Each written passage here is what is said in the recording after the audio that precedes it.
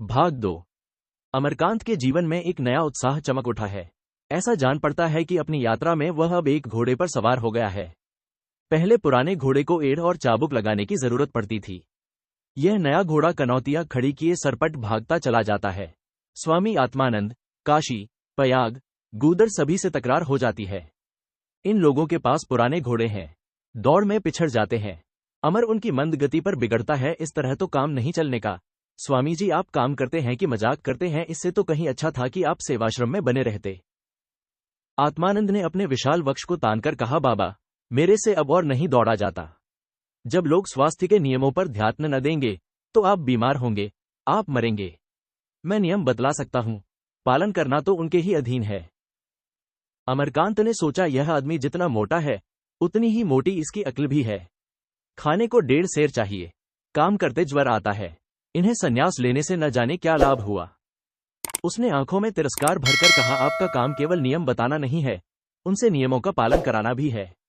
उनमें ऐसी शक्ति डालिए कि वे नियमों का पालन किए बिना रह ही न सकें। उनका स्वभाव ही ऐसा हो जाए। मैं आज पिचौरा से निकला, गांव में जगह जगह कुएं के ढेर दिखाई दिए। आप कल उसी गांव से हो आए हैं, क्यों कूड़ा साफ नहीं कराया गया? आप खुद गावड़ा लेकर क्यों नहीं पिल पड़े? गेरुए वस्त्र लेने ही से आप समझते हैं लोग आपकी शिक्षा को देववाणी समझेंगे। आत्मानंद ने सफाई दी। मैं कूड़ा साफ करने लगता तो सारा दिन पिचौरा में ही लग जाता। मुझे 5-6 गांवों का दौरा करना था।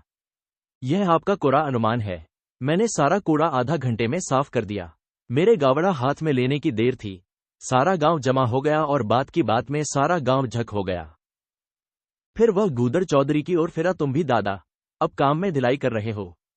मैंने कल एक पंचायत में लोगों को शराब पीते पकड़ा। सौतारे की बात है, किसी को मेरे आने की खबर तो थी नहीं। लोग आनंद में बैठे हुए थे और बोतलें सरपंच महोदय के सामने रखी हुई थीं।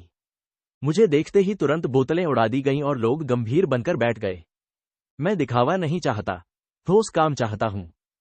अमर ने अपनी लगन, उत्साह, आत्मबल और कर्मशीलता से अपने सभी सहयोगियों में सेवा भाव उत्पन्न कर दिया था और उन पर शासन भी करने लगा था। सभी उसका रोब मानते थे, उसके गुलाम थे। चौधरी ने बिगड़कर कहा, तुमने कौन गांव बताया? सौतारा में आज ही उसके चौधरी को बुलाता हूं। वही हरखलाल है, जन्म का पियक्कड़, 2 दफे सजा काट आया है। मैं आज ही उसे बुलाता हूं। अमर ने जांघ पर हाथ पटक कर कहा, फिर वही डांट फटकार की बात।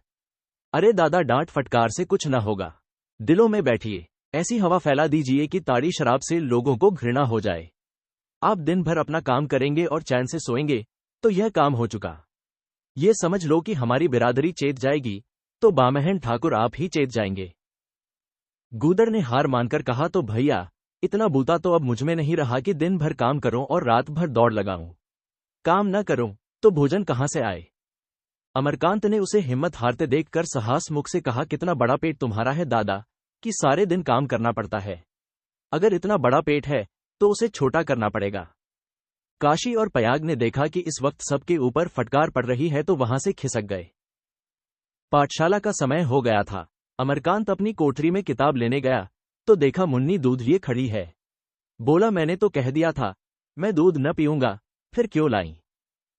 आज कई दिनों से मुन्नी अमर के व्यवहार में एक प्रकार की शुष्कता का अनुभव कर रही थी। उसे देखकर अब मुख पर उल्लास की झलक नहीं आती।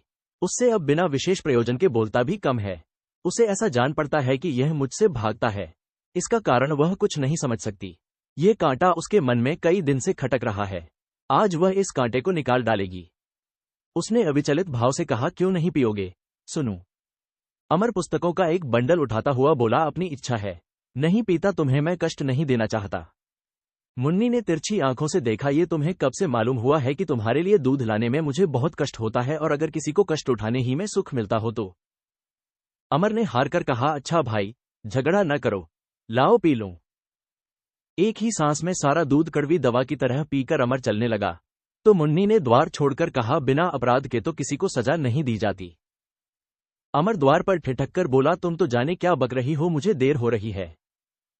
मुन्नी ने विरक्त भाव धारण किया, तो मैं तुम्हें रोक तो नहीं रही हूं, जाते क्यों नहीं?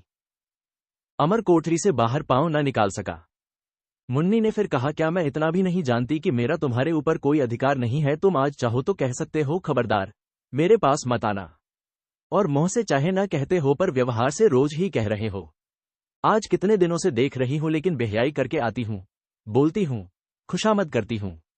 अगर इस तरह आंखें फेरनी थी तो पहले ही से उस तरह क्यों न रहे, लेकिन मैं क्या बकने लगी, तुम्हें देर हो रही है, जाओ। अमरकांत ने जैसे रस्सी तुड़ाने का जोर लगाकर कहा, तुम्हारी कोई बात मेरी समझ नहीं आ रही है मुन्नी, मैं तो जैसे पहले रहता था वैसे ही अब भी रहता हूं। हाँ, इधर काम अधिक होने से ज्यादा बातचीत का अवसर नहीं मिलता। मुन्नी ने आंखें नीची करके गूढ़ भाव से कहा, तुम्हारे मन की बात मैं समझ रही हूं, लेकिन वह बात नहीं है, तुम्हें भ्रम हो रहा है। अमरकांत ने आश्चर्य से कहा, तुम तो पहेलियों में बातें करने लगी। मुन्नी ने उसी भाव से जवाब दिया, आदमी का मन फिर जाता है तो सीधी बातें भी पहेली सी लगती हैं। फिर वह दूध का खाली कटोरा उठाकर जल्दी से चली गई। अमरकांत का हृदय महसूसने लगा। मुन्नी जैसे सम्मोहन शक्ति से उसे अपनी ओर खींचने लगी। तुम्हारे मन की बात मैं समझ रही हूं, लेकिन वह बात नहीं है, तुम्हें भ्रम हो रहा है।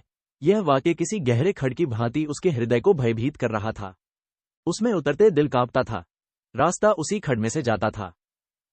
वह न जाने कितनी देर अचेत सा खड़ा रहा। सहसा आत्मानंद ने पुकारा, क्या आज शाला बंद रहेगी?